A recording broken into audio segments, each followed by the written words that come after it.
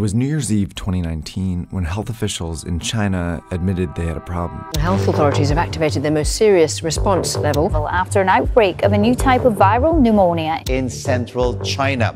A rapidly growing number of people were developing a dry cough and fever before getting pneumonia.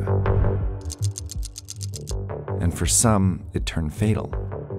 Doctors have named the disease COVID-19, or Coronavirus Disease 2019, indicating that a type of virus is causing the illness.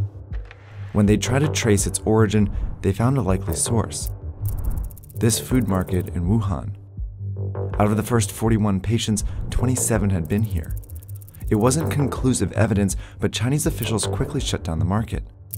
They had seen this happen before at a place just like this. Health officials are trying to get a grip on an alarming outbreak of SARS. The virus originated in mainland China. Has spread across the country. The disease had been festering for months in southern China. In 2002, a coronavirus had emerged at a very similar market in southern China. It eventually reached 29 countries and killed nearly 800 people. Now, 18 years later, this coronavirus is in at least 71 countries and has already killed over 3,100 people. So what do these markets have to do with the coronavirus outbreak, and why is it happening in China?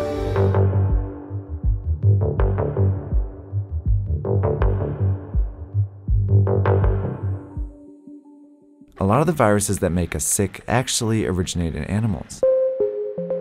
Some of the viruses that cause the flu come from birds and pigs. HIV/AIDS comes from chimpanzees. The deadly Ebola virus likely originates in bats.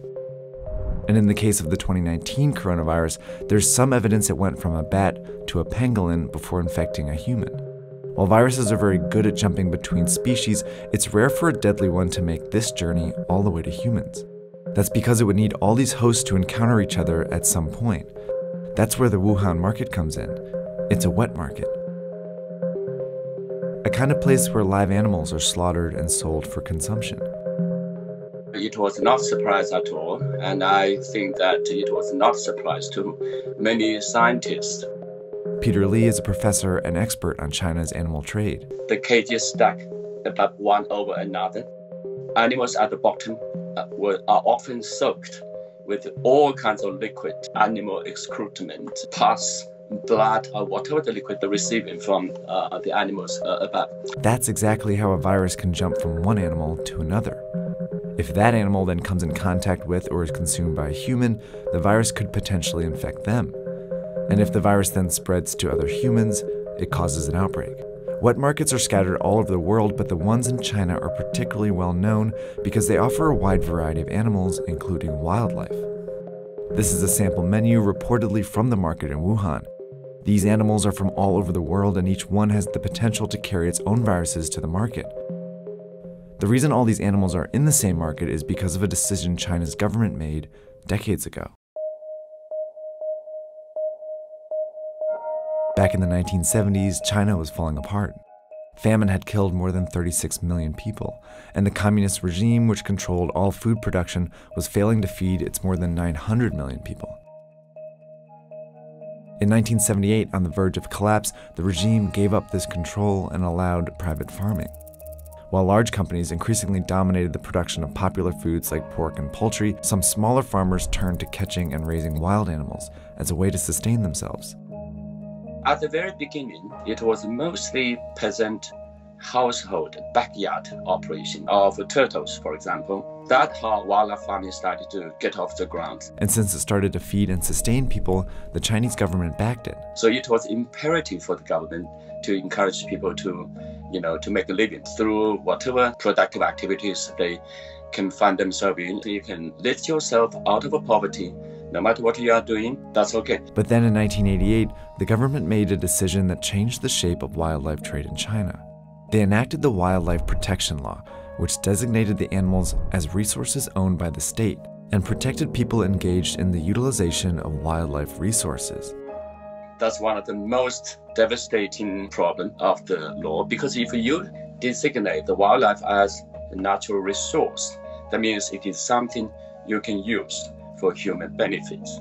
The law also encouraged the domestication and breeding of wildlife. And with that, an industry was born. small local farms turned into industrial-sized operations. For example, this bear farm started with just 3 and eventually grew to more than 1,000 bears. Bigger populations meant greater chances that a sick animal could spread disease. Farmers were also raising a wide variety of animals, which meant more viruses on the farms. Nonetheless, these animals were funneled into the wet markets for profit. While this legal wildlife farming industry started booming, it simultaneously provided cover for an illegal wildlife industry.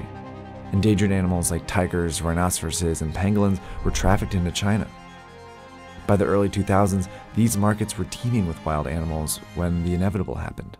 The latest on the deadly SARS virus, the worldwide death toll up again today. China has reported more than 1,400 cases of infection nationwide. It is what health officials have feared all along. In 2003, the SARS outbreak was traced to a wet market here in southern China. Scientists found traces of the virus in farmed civet cats. Chinese officials quickly shut down the markets and banned wildlife farming. But just a few months after the outbreak, the Chinese government declared 54 species of wildlife animals, including civet cats, legal to farm again. By 2004, the wildlife farming industry was worth an estimated 100 billion yuan, and it exerted significant influence over the Chinese government. Wildlife farming industry was tiny in China's gigantic GDP, but the industry has enormous lobbying capability. It's because of this influence that the Chinese government has allowed these markets to grow over the years. In 2016, for example, the government sanctioned the farming of some endangered species like tigers and pangolins. By 2018, the wildlife industry had grown to 148 billion yuan and had developed clever marketing tactics to keep the markets around. The industry has been promoting these wildlife animals as tonic products, as bodybuilding, as sex enhancing, and of course as disease fighting. None of the claims can hold water. Yet these products became popular with an influential portion of China's population. The majority of the people in China do not eat wildlife animals. Those people who consume these wildlife animals are the rich and the powerful, a small minority. It's this minority that the Chinese government chose to favor over the safety of the rest of its population. These parochial commercial interests of small number of wildlife eaters are hijacking China's national interest. Soon after the coronavirus outbreak, the Chinese government shut down thousands of wet markets and temporarily banned wildlife trade again. Organizations around the world have been urging China to make the ban permanent. Chinese social media, in particular, has been flooded with petitions to ban it for good this time. In response, China is reportedly amending the wildlife protection law that encouraged wildlife farming decades ago. But unless these actions lead to a permanent ban on wildlife farming, outbreaks like this one are bound to happen again.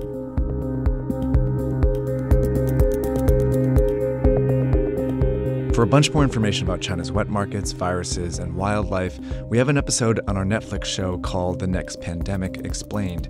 It talks about why a coronavirus could spark the next pandemic and what the world's experts are doing to stop it. That's on our Netflix show Explained. Check it out.